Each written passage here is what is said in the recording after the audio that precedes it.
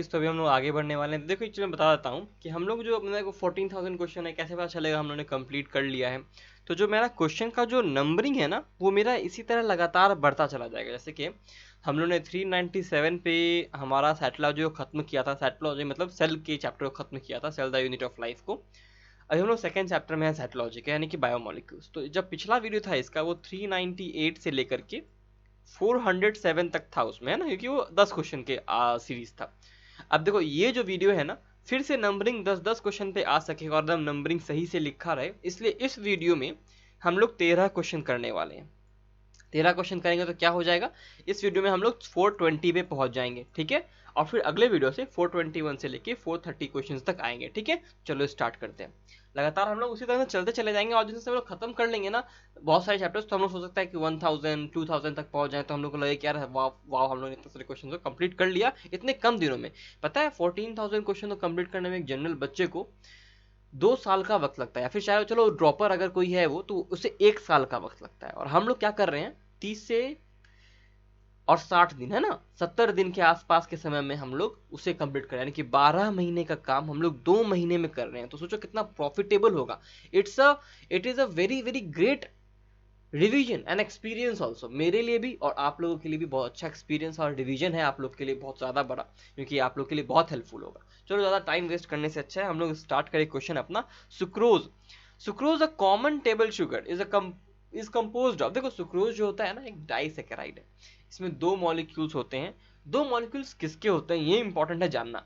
Answer सा क्या हो जाएगा, ए हो जाएगा ग्लूकोज और फ्रक्टोज। चलो मैं और कुछ पूछ लेता हूँ आप लोगों से इसके साथ साथ। मैल्टोज।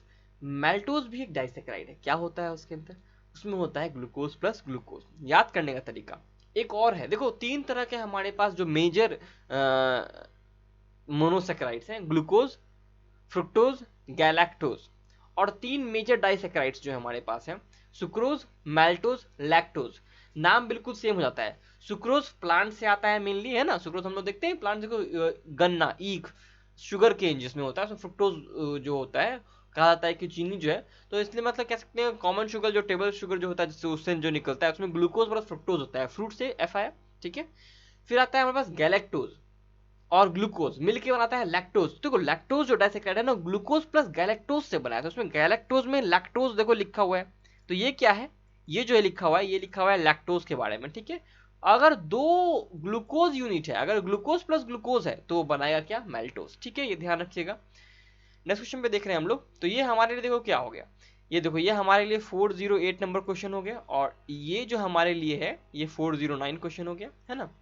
Which is non reducing sugar, तो कौन सा नॉन रिड्यूसिंग शुगर है, देखो जितने भी डाइसेक्राइड्स और मोनोसेक्राइड्स आपको जो मैंने अभी बताए वो सारे के सारे रिड्यूसिंग शुगर है, सारे के सारे एक्सेप्ट सुक्रोज, यानी कि माल्टोज और लैक्टोज जो कि डाइसेक्राइड है लेकिन फिर भी वो रिड्यूसिंग होगा। ग्लूकोज, फ्रुक्टोज और साथ साथ गैलेक्टोज ये तीनों भी रिड्यूसिंग है, लेकिन सुक्रोज नहीं है, ठीक है, सुक्रोज नहीं है। आंसर 12 का क्या हो जाएगा, डी हो जाएगा। यहाँ पे आपको एक और दिख रहा है मैनोस, मैनोस भी नहीं होता है रिड्यूसिंग शुगर। तो देखो यहाँ पे 4 जो मैं जब भी मैं पढ़ाता हूँ ना तो मैं क्वेश्चन सिर्फ आंसर बताने के लिए सॉल्व नहीं करता, जो 4 ऑप्शन दिए हुए हैं ना उससे और कैसे क्वेश्चन आ सकते हैं। अगर इस तरह क्वेश्चन इस साल पूछा है तो क्या आने वाले समय में इससे रिलेटेड क्वेश्चन और कुछ हो सकता है, बिल्कुल हो सकता है। देखो पूछ सकता है which is a reducing sugar, है ना, या फिर कह सकता है कि 3-4 दे देगा उसमें कौन कौन से रिड्यूसिंग शुगर है, चारों ऑप्शन दे दिया तुमको, 4 में थे और नीचे दिया था कि A B, both A B C D करके स्टेटमेंट वाइज करके स्टेटमेंट दे सकता है। तो जैसे हम लोग समझ सकते हैं कि क्वेश्चन का सेटर का माइंडसेट कैसा होता है, ठीक है। Sugar and amino acids are, sugar और अमाइनो एसिड्स कैसे होते हैं, प्राइमरी मेटाबॉलाइट्स होते हैं, ठीक है ना। उन मेटाबॉलिज्म हो रहा है हमारे बॉडी में, कुछ चीजें बन रही हैं तो उसे एनाबॉलिज्म कहेंगे उस रिएक्शन को, और कुछ चीजें अगर तोड़ी जा रही हैं उसे कैटाबॉलिज्म कहेंगे, ठीक है। कैट्स जो होती है ना वो चीजें तोड़ देती हैं, एंट्स जो होती हैं चीजें बनाती हैं, इसी तरह से एनाबॉलिज्म और कैटाबॉलिज्म, ठीक है। ये मेरे याद करने का तरीका है, आप भी इसे अपना बना सकते हैं। आते हैं उस चीज पे, तो इस मेटाबॉलिज्म को जो कैटाबॉलिज्म प्लस एनाबॉलिज्म होता है, इस मेटाबॉलिज्म में कुछ चीजें बनती हैं या टूटती हैं जो भी हो, लेकिन जो चीजें बन रही है ना उसको मेटाबोलाइट्स कह सकते हैं। और अगर उन चीजों का डायरेक्टली हम लोग कंजम्पशन करते हैं, उसका यूज जानते हैं, वो हमारे लिए यानी कि इंसानों के लिए at a personal level useful है, उसको हम लोग प्राइमरी मेटाबोलाइट्स कहते हैं।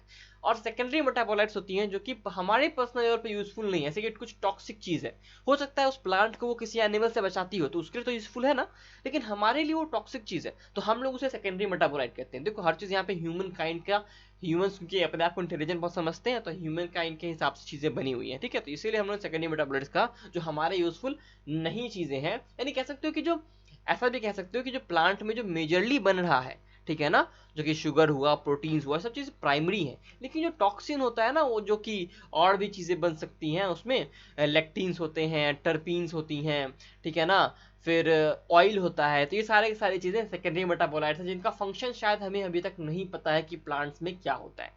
तो ये क्या है, ये है प्राइमरी मेटाबोलाइट्स, ठीक है, समझना बहुत जरूरी है इन क्वेश्चंस को, क्योंकि यहाँ पे बायोमोलिक्यूल्स जो होता है ना बहुत लोग का वीक होता है, तो इसके क्वेश्चंस जानना ही बहुत ज़्यादा जरूरी है, ठीक है।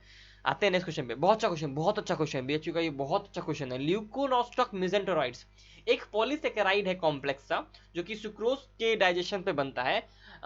ल्यूकोनोस्टॉक मेसेंटेरोइड्स जो बैक्टीरिया है उसको बनाता है। ये पॉलीसेकेराइड का नाम क्या है, याद रखना, डायरेक्टली याद रखना, इसमें कुछ समझने लायक नहीं है यहाँ पे। डेक्स्ट्रन है ये, ल्यूकोनोस्टॉक मेसेंटेरोइड्स जैसा काम करता है, डेक्स्ट्रन को बनाता है, ठीक है ना, सुक्रोज से बनाता है, ये चीज भी ध्यान रखने वाली बात है, ठीक है। Chemical formula of starch, chemical formula of starch is what, बताओ chemical formula of starch is what, C6H5H10O5 है ना। स्टार्च देखो क्या है, स्टार्च एक पॉलीमर है, और पॉलीमर में क्या होता है, देखो ग्लूकोज का मॉलिक्यूल C6H12O6 है ना, इसमें H2O हटा दो क्योंकि H2O ही जाएगा, दो मॉलिक्यूल के बीच में जब ग्लाइकोसाइडिक बॉन्ड बनता है तो H2O निकलता है, एक का OH जाता है एक का H जाता है, दोनों के बीच में ग्लाइकोसाइडिक लिंकेज बनता है। H2O हटाओगे तो क्या बन जाएगा, ये बन जाएगा C6, तो ये बन जाएगा C6H10O5 है ना, तो इसका ही पॉलीमर होता है हमारा पास पॉलीसेकेराइड, एंड सॉरी जो पॉलीसेकेराइड, हाँ कह सकते हो, स्टार्च भी तो पॉलीसेकेराइड है, उसका पॉलीसेकेराइड, ठीक है, ग्लूकोज का। नेक्स्ट क्वेश्चन देख रहे हैं, oval shaped eccentric starch particles are found in, अच्छा क्वेश्चन है, ओवल शेप्ड जो होता है और एक्सेंट्रिक स्टार्च पार्टिकल किस में देखने को हमें मिलता है, ठीक है ना, स्पेसिफिक क्वेश्चन है ये, और ये मिलता है पोटैटो में। देखो एक चीज हम लोगों ने पीछे वीडियो में भी देखा था, एक आंसर क्वेश्चन देखा था हम लोगों ने कि जो हमारे पास पोटैटो होता है, ग्रीन पोटैटोज जो होते हैं, ग्रीन पोटैटोज क्यों नहीं खाने चाहिए, उसमें ऐसा कौन सा टॉक्सिक केमिकल होता है जो इंसानों के लिए हार्मफुल होता है वो बताना है, ठीक है ना, वो कौन सा हार्मफुल केमिकल होता है वो बताना है, ठीक है। चलो 17 क्वेश्चन देखो, 17 क्वेश्चन में क्या कह रहा है, which one of the following is conjugate protein, कौन सा प्रोटीन जो यहाँ पे है कंजुगेट प्रोटीन है, ठीक है ना। मैं वीडियो के लास्ट में उसका आंसर देता हूं, ओके, जो कि मैंने अभी पोटैटो के बारे में पूछा। इसमें बताना है which of the following is conjugate protein, कौन सा प्रोटीन यहाँ पे कंजुगेट प्रोटीन आपको दिख रहा है, बताओ कौन सा प्रोटीन कंजुगेट प्रोटीन है यहाँ पे।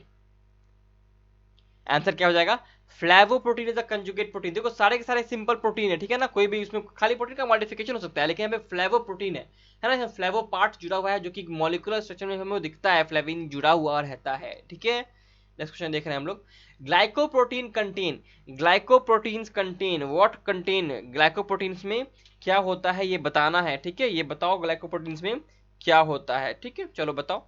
ग्लाइकोप्रोटीन्स में देखो ग्लूकोज लिखा हुआ है, एक चीज है ना, ग्लूकोज लिखा हुआ है, और क्या लिखा हुआ है ग्लाइकोप्रोटीन में, ग्लाइकोप्रोटीन और क्या हो सकता है, प्रोटीन हो सकता है, ग्लाइकोज के साथ प्रोटीन है ना, तो यहाँ पे क्या हो जाएगा, प्रोटीन प्लस कार्बोहाइड्रेट हो जाएगा, ठीक है, प्रोटीन प्लस कार्बोहाइड्रेट हो जाएगा। नेक्स्ट क्वेश्चन देख रहे हैं 19 का, देखो ये स्ट्रक्चर्स दिए हुए हैं, ये क्वेश्चन बहुत इंपॉर्टेंट है बिकॉज अभी ये एनसीईआरटी में और अच्छे से दे दिया गया है तो आराम से आ सकता है। ये देखो एन टर्मिनल है प्रोटीन का, ये सी टर्मिनल है, आंसर क्या हो जाएगा इसका, इसका आंसर हो जाएगा प्राइमरी स्ट्रक्चर, ठीक है। बी देखो ये क्या है, बी देखो सॉरी बी नहीं, ये तो बी नहीं है, ये वन प्राइमरी स्ट्रक्चर, ये हो जाएगा आंसर डी बिकॉज यहाँ पे टू सेकेंडरी स्ट्रक्चर है।